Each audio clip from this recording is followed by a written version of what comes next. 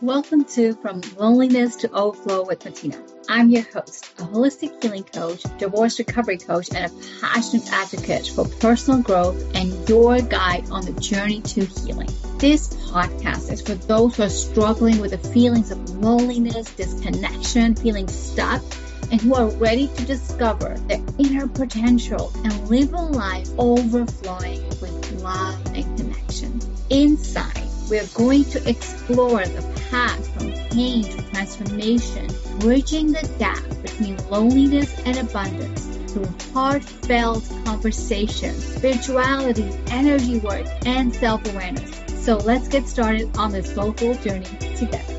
Welcome to another episode of From Loneliness to Overflow with Matina. And our mission is simple. It's really truly to inspire you and empower you to embrace healing in whatever way, shape, or form that invites you in, so that you understand and feel into your inner potential, live a life of overflow, of abundance, of ways that are all possible, but because of past experience, we believe it's not. So these heartfelt conversations are really to inspire you to see that there's growth within you, that there are possibilities within you, and that the way to bridge the gap from loneliness to overflow, how that's possible for every single guest. And I'm super, super excited for today's guest because it really is another soul sister who speaks from her own truth, but also shares authentically. So with that said, welcome, Lisann. Thank you, Matina. I'm so excited to be here.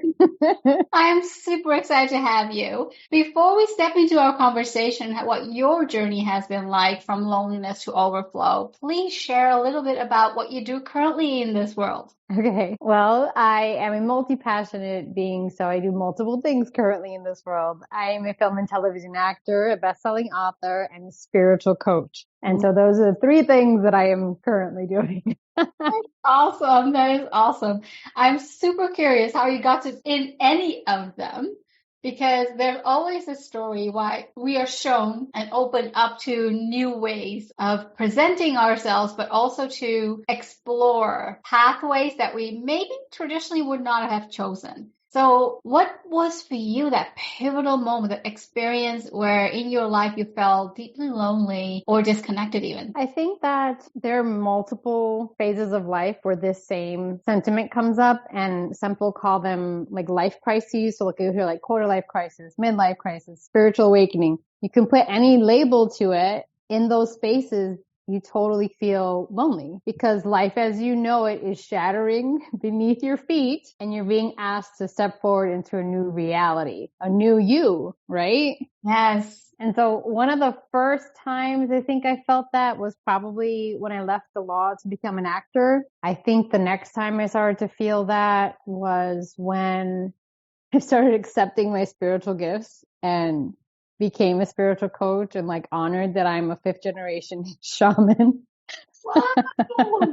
Oh so like there's been like so many times. So it was like, I can give you a through line, but we can pick one because like, well, there's so much that you already shared. Like from a lawyer to an actor, that's a whole different world. Tell me more about how was that experience and what made you in the beginning, like really sit with that discomfort as law is not for you? I think that, so I've been intuitive my whole life, but I've mostly either shut it down or wanted it to be framed within a religious structure that felt safe. And so even though intuitively I knew this wasn't for me, my ego and my need to serve my family and to feel valuable and to make them proud, like I had a lot of expectations that I borrowed and decided that I needed to fulfill them for everyone. And even though the signs were like, I can't do this, I don't want to do this, this isn't for me. Right. But I kept going. And so because I kept going, I was supported in my decision, but it did feel like swimming against the current. So I had a lot of signs. Wow. I'm also really good at a lot of things, and I'm not afraid to say that. My brain works. I'm not neurotypical, so my brain can really learn really quickly and I can adapt. Right. It doesn't mean that I have to do all those things. So that's a lesson, right? Yeah, absolutely. But it's so real that we as human beings put the pressure of other expectations on ourselves, oftentimes without even realizing it. So how was that conversation for you when you told your family, like, I'm stepping out of law? Literally, they were fine, which was not my expectation, right? My expectation was they were going to rally against me. I was rallying against me. In fact, so many of them saw it before I saw it. Oh. Yeah. So initially growing up, my mom was really afraid for me because then I can share this with love because of her protections to thrive in this world meant don't be a dreamer, be really practical, set yourself up for success in the future. And that just really worked for her. Mm-hmm. And she told me not to be a dreamer. Like if this was something that would kill me, I would die. This was the sense I got. I was maybe like 8. Okay. And around this time, I started writing to God. I had a journal and it was basically, it's automatic writing, but I was writing to God to get guidance back. Like I'd complain and I'd get answers back. Like I didn't know what I was doing. It was just, this is fun. He's my pen pal. Okay, great. And when I was told not to be a dreamer, then I started finding ways to be really practical. Mm-hmm.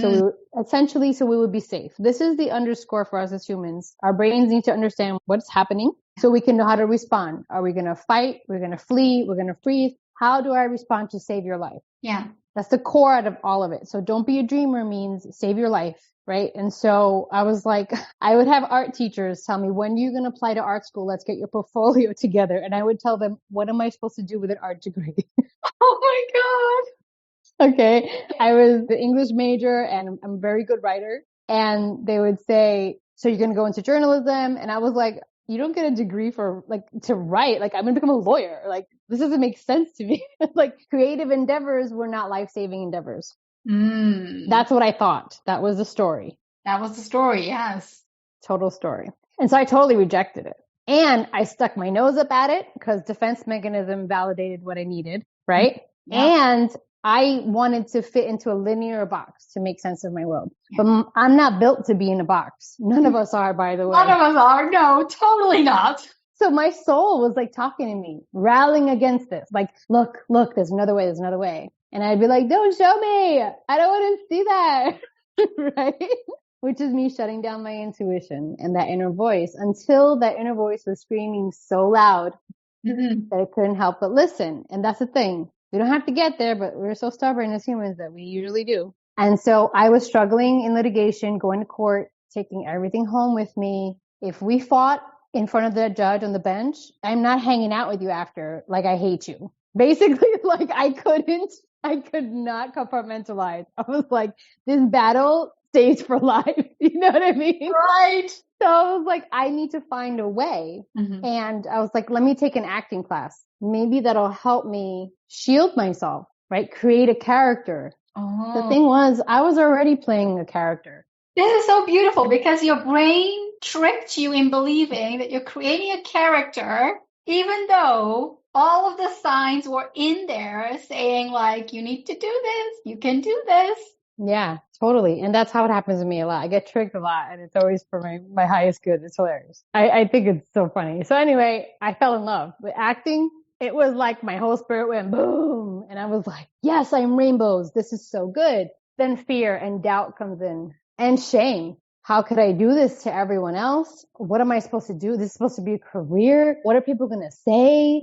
It literally shattered the picture I painted of myself, except for if you're looking at a work by Van Gogh and you're looking at it super close, it looks like a bunch of splotches until you step back and see the whole picture, right? And so I got to really experience a journey of what the whole picture could look like. So I was writing throughout this whole time. The minute I started practicing law, I had a blog, writing about this journey, getting lots of people's opinions about how to do this. Okay. People have lots of things to say when you leave a linear path. It wasn't my family. It was strangers. Lots of advice. Unwanted advice. Totally. Like nobody asked you.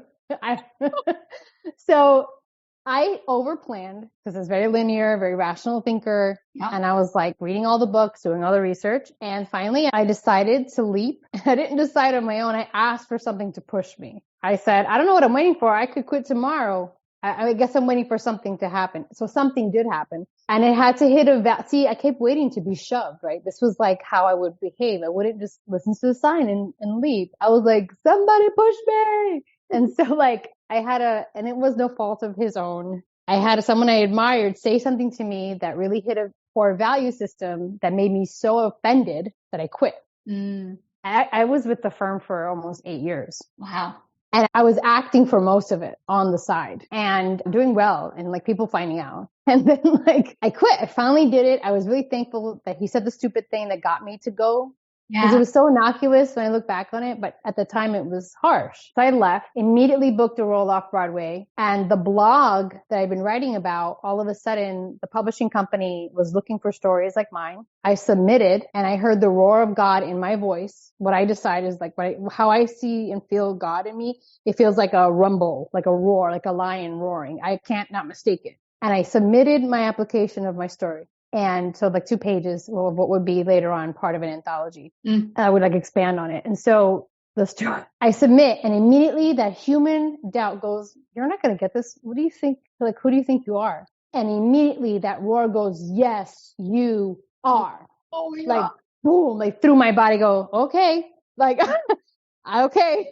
I just stopped. I just stopped shutting it down. And I did. And then I was on Good Morning America talking about how I took the leap. And I was acting at the same time. I was on Comedy Central and like, I was like, what is happening? You know what I mean? Mm-hmm. But it's not like that's the end of the story either. But you closed one door and many, many opportunities showed up. Mm-hmm. And we do have to close one door before we can receive other opportunities that our essence and our gut already know. But yeah, powerful. Continue. Girl, you don't even need to step out. You don't need to close the door. Step out of the doorway. Just step out of the doorway. Because half the time we want to be in the middle of the door. Like, no, I'm still holding the handle. I can't do this. You know what I mean? So like just the step forward can be enough to propel you. You know what I mean? And so like literally I have to think of it so small that it feels attainable. Otherwise I'll get overwhelmed with the prospect of how big it is. Right. Okay. So that unfolded. You're on TV. You're doing acting. Mm-hmm. How did you then step forward with the next big aha moment of, oh my gosh, I'm a shaman? Yeah. So funny how that happened. So like I learned a lot with my family, my mom, my grandfather, my grandma too, but I mostly resonate with my grandfather. And he would tell me about his grandmother and all the plants they used to make like medicinal plants. Oh, the energy healing was so normal, my family, like always laying on hands each other all the time. Right. So like there was no formal training and there were no labels. This is just how we operated, but it was also very secret. Like we don't talk about this. And I would go to Catholic school. And I would see the parallels between what we did and what like spiritual healing looks like. Yeah. But I wouldn't talk about it because I felt like I wasn't supposed to talk about it because it wasn't Catholic. This can't be Catholic. What is this? Do you know what I mean? Mm. My human mind was trying to like, is this going to save my life or am I going to die? What can I say? Can I share this or not? Right. And so like what label can I put on it? Yeah. Literally they didn't have a label. No one said anything. Just talking about this is what we passed down. Yeah. And so, and honestly, it was very sink or swim. There was like, this happened every Saturday when we gathered. They would be channeling. They would be doing like, it wasn't oracle cards at the time. It was tarot. I was terrified. I was like, what is happening? Especially the channeling freaked me out.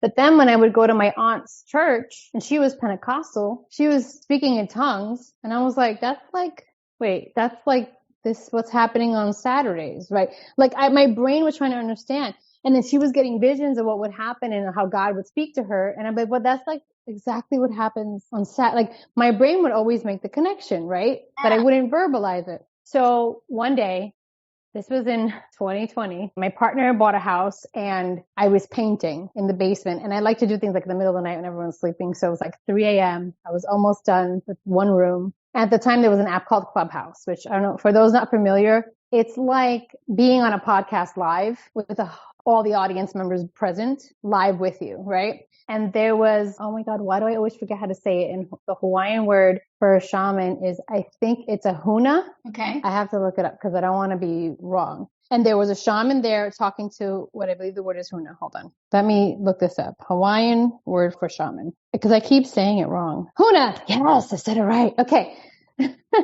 They were talking. There wasn't too many people in the audience and I was very shy to speak. Mm-hmm. I'm painting and all of a sudden they said something about lineage and I felt bolts going up and down my legs and my whole body just like shaking, right? And I was vroom, vroom, vroom, thrumming with energy at in a way I'd never felt before. Mm-hmm. The only time that was similar was when I would feel the Holy Spirit when I was little. Like I would feel the Holy Spirit and be like, other people might call it heartbrain coherence, where you feel so much love, you're in euphoria. Mm-hmm.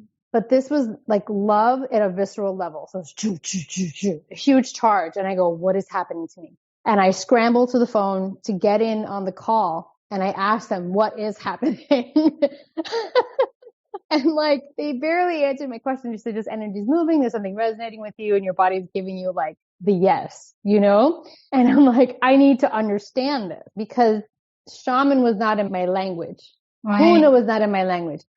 Curandera was in my language, which meant healer in Spanish, but that word was associated with a different religious aspect. And again, it wasn't a word we used. Mm-hmm. Mm-hmm. And so I did a deep dive to understand where this was relevant in my Puerto Rican heritage. While I've always honored and known that we are indigenous Taino, African, and Spaniard European mix, we didn't talk too much about our indigenous roots.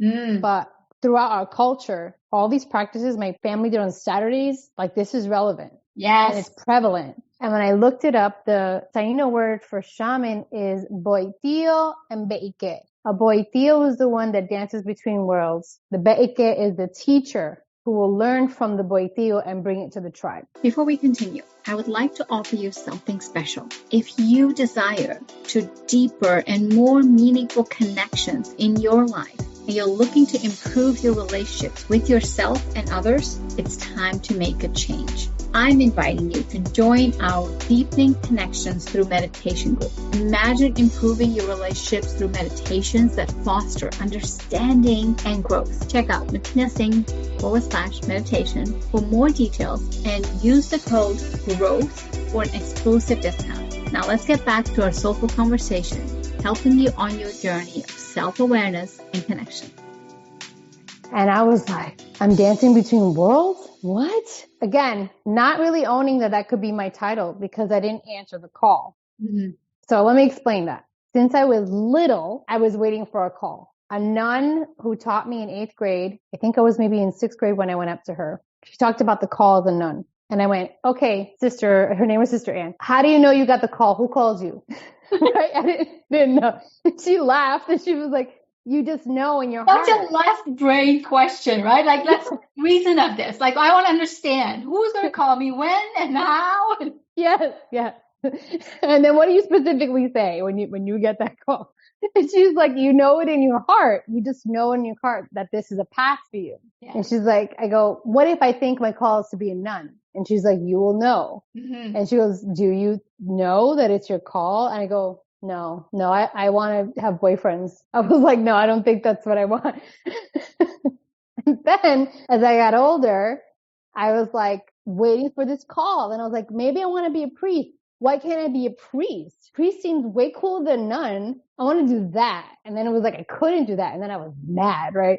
Not that I got a call, but I got a no. So I was like, come on. So when the call to shamanism came, literally it was the higher self of a shaman I had already worked with. All of a sudden, no, I hadn't worked with him yet. That's a lie. He was on the Clubhouse call. Yeah. And I was in theta. So that state between sleep and wake where you're kind of awake, but you're still so open to. But also 3 a.m. is an open gate. Oh my God, totally. Like totally up. So this is like fast forward from the painting day and I'm in bed, right? This is maybe a month later. Okay. So when I see someone's higher self, it's a bobblehead. It's literally just their head shows up in my clear vision and they're talking to me and I have to listen because it's very clear. And he said, are you ready to say yes to your lineage? Are you ready to answer the call as a shaman? And I literally said out loud in bed, yes, like with so much love in my heart, like obviously I'm going to do this. Like obviously I'm going to brush my teeth, like no problem, right? Yes, right? Then I bolted out of bed in my human going, what the F did I just say yes to? What does that mean? Freaking out. Yes. Okay. Moment of freak out equated to shamans in this physical plane showing up for me. More than just him, who I did hire him, but others who showed up as mentors in my life that I still work with to this day that were able to validate the metaphysical experiences that I was having. because I had no understanding of why these people in the ether were showing up so clearly in my physical world. I kind of was like, I would have thought I was going crazy if these people didn't show up to help me. Okay. And it was through that like rapid fire up leveling in my Super Mario game of life that I was like, I know I'm supposed to do something with this. Okay, so before we continue with the story, Lisann, tell me more for the listeners who don't know what a shaman is. Like, what does that mean? So I think that means different things for different people. Okay. For me, it is the call that I answered in how I show up for my gifts. So a nice way to say it is someone who dances between worlds, spiritual world and the physical world, to help bring a better and clearer understanding of love. That's it, of unconditional love. That's all it is. And all of my gifts, all of my intuitive gifts are expressed through that role. Yes. So that is your overflow. Yes, it is. Because everything to me is, that's the point of all of this. Yes, yes. You know, so you can sing every John Lennon song and Bob Marley song, and yes, that's what this love is the answer. It's why we're here. So you're truly embracing love. You're embracing the journey moving forward, and the Super Mario game there, you're up leveling, as you said. What happens next? Oh my gosh. So what happens next? I shoot multiple things on TV the minute the entertainment industry opens, because we were on lockdown. Yes. So while I'm getting my training on, while I'm understanding how my gifts are showing up and learning and welcoming wisdom and discernment in these gifts, the teachings of my grandfather, I started being reminded, like it starts pouring in. Just remember, like how to act with integrity, where to start trusting that wisdom. Like I was on training ground, like for sure, while I'm acting. So I remember I was on the show Manifest on Netflix, and I didn't even know how big it was going to be at the time, because again, my human mind would block it for me from seeing it. So I would just do it and not worry. And I remember this happened on Manifest, and then on this other show on HBO called Search Party, the same thing. So I'm standing there and I'm thinking, what do you want me to do? I asked it like the source. While I know I'm about to say my lines and I'm in a character, I go, what is the purpose of all this? Why am I here? Because there's a part of you when you're in this awakening stage, when your spirit is alive and talking to you, that you're like, does this matter? Should I just go run off into a forest and like just be singing to the trees all day? Like, what is the point, right? And the answer I got again and again was just be. Just exist in that light, and that light will be enough. And I got to kind of just breathe into that and say, oh, there's not more for me to do. My light will shine bright enough that those who need to remember theirs will be affected enough. I can just do that. My whole heart just went poof. Just be. Where the human mind will tell you the 1001 things that we didn't do, or we have to do, or get to do. All you needed to do was embrace and be. Yeah. Wow. That lesson alone there is what so many people are searching for themselves in various ways. So when I coach people, this is where we get to, right? I help serve as a mirror for their light. I help them to reignite the light within them, because it's not even about what I do. It's about their remembrance of who they are and what they do. And I'm getting emotional because I'm hearing like so many people want to leave a legacy, and they look at a tangible aspect of how that can be done, except for that in the living of their life, they have affected so many people that the legacy has already begun. Let that truly sink in your heart. Those words are very, very powerful. And if you need to really hear them, please rewind and listen again, because it is so, so true. Our legacy is with every single conversation. And what a blessing it is for your clients to choosing to embrace a path that is out of the norm, that we don't talk about. We are so wired to fit in a specific box and have made it because we are now in this box. And then you go through, as you said earlier, like, then we have these crises like, what's this all? What else can I do? What am I missing? And you go from that mindset of, wow, okay, hold on. What is my being actually really saying? And I love that you are bringing that to awareness for others. So you go from law to embracing acting. And then from acting, while you're learning and doing, you're also being shown what it means to be a shaman, and that how through your ancestry, it's already given to you. It's already in you. There's nothing that you need to do or learn or get a certification from. Like really, truly, you don't. It is that guidance that speaks so much higher and so much clearer from when we believe in ourselves and in the message that we get to receive and convey, to now coaching people and showing up for them in ways that is like, ooh, it's a whole new world. How are you experiencing your world now versus when you were the lawyer? High definition. Everything looks different. And so we can get like super woo, but I'm going to try to reel it back in. But like everything is high def. I can see colors more clearly, and like in the physical, like things look clearer to me. Mm-hmm.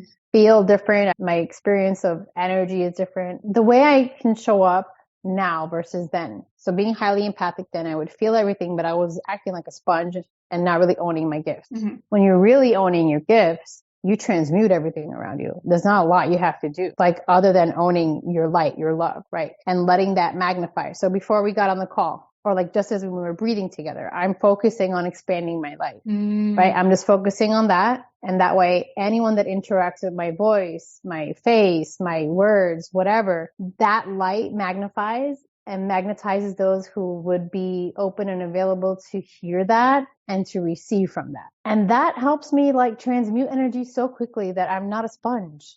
I'm never a sponge. I can feel something and understand it's not mine, and that's it, and shift it. And gone. Right? Yes. It's gone. Like that, like that, like that. I don't have to light 40,000 candles, or like I can if I'm in the mood, but it's not about that, right? It's not. It truly isn't.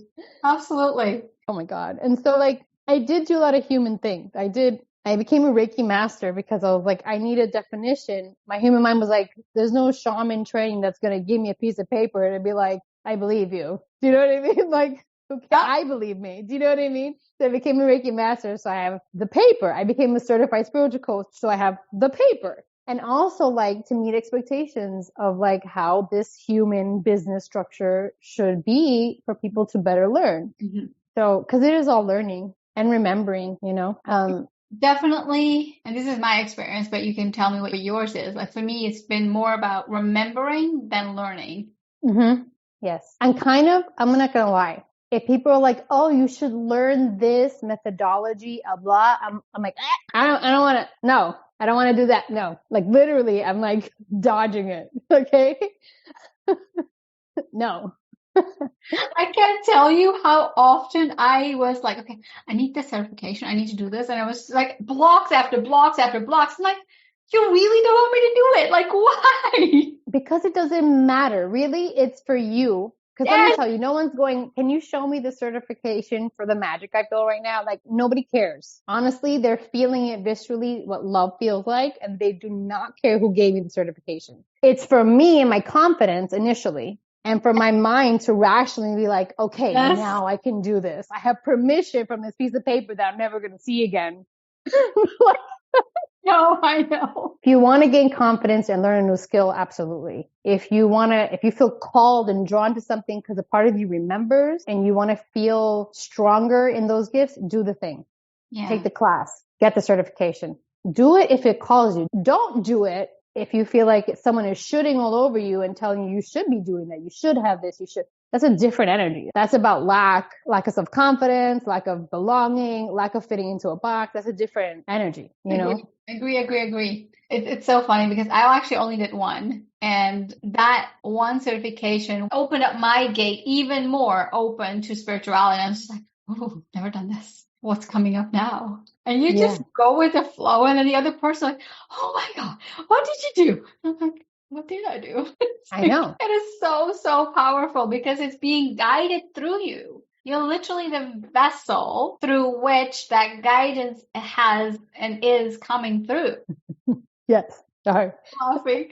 I laugh because so there's this thing that happens, and I'm feeling that you felt this on some level. When you're so present with source, with the oneness in you, anything that comes through is just information or just happening. And yeah, of course it's happening. It's totally fine. And like we almost forget how to human because somebody else's mind might be totally freaking blown. And you're like, yes, in a state of peace and grace. And you're like, of course, you know, and they're just like, what is that? You know? So recently when I was helping do energy healing at a retreat, this happened. And I acted like, of course it's happening. And she's going, is this real? Like she's looking around.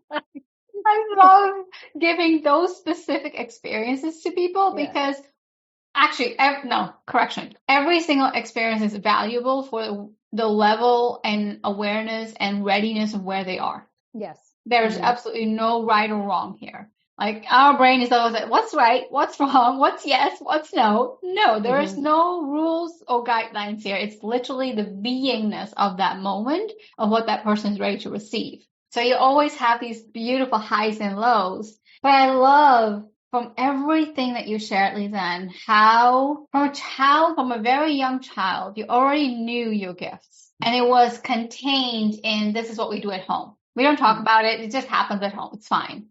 And even though there were questions, it's like, it's what it is. To continuing to open yourself up throughout the journey, even though your left brain was in charge and was like, we're going to get law done. We're going to get the bills paid. We're going to get everything set up. Yeah. And you continue to grow, and that aha moment, that click comes.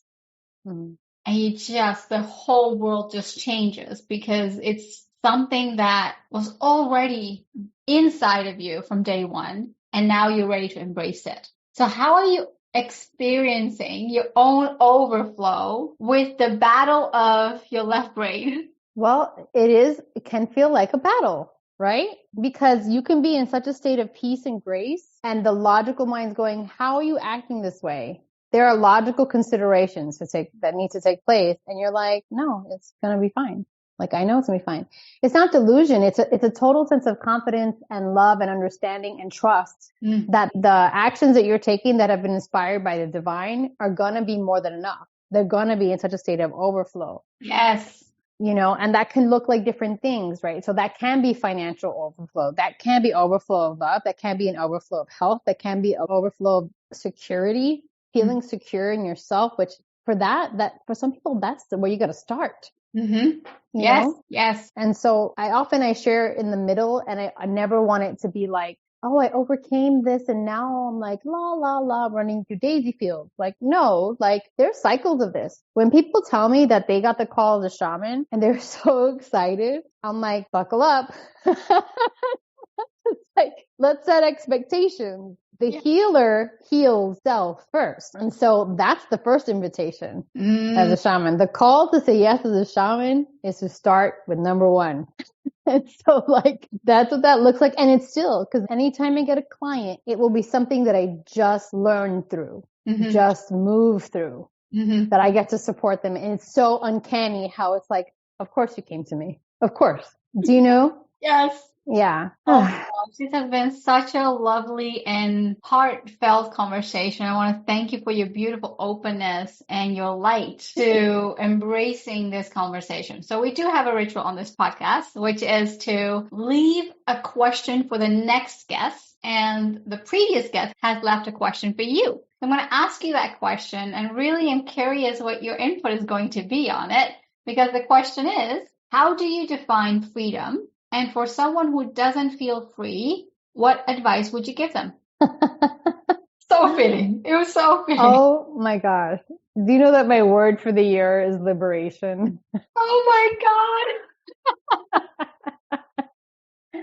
Okay. For me, freedom is to be so authentically in love with myself that I cannot help to show up for life in that energy. That is freedom. That is freedom. That is freedom to me, because everything comes from that. How do I help others feel free? What advice do you have for them? I guess freedom looks like different things to different people. But I will say, if you're able to tap into the source of love within you, that unchains you from everything. That unchains you from everything. That unchains you from everything. Everything you've known, everything you thought was true, every limitation, it unchains you. Beautiful. Oh my gosh. Thank you so much for showing up, Lisann. For everyone who feels inspired to reaching out to this wonderful soul, you'll find the connection points in the description. And I look forward to speaking with another guest next time. Thank you. Mwah. Thank you. Thank you for listening. I hope this episode has helped you to feel less alone in finding tools towards a life which is overflowing with love and purpose. If you enjoyed the episode, please take a second to rate and review. Each review helps us to reach more individuals who are seeking healing and personal growth just like you. And don't forget to take a screenshot and share your aha moments on your Instagram stories and tag me, Matina. See you next week. Take care.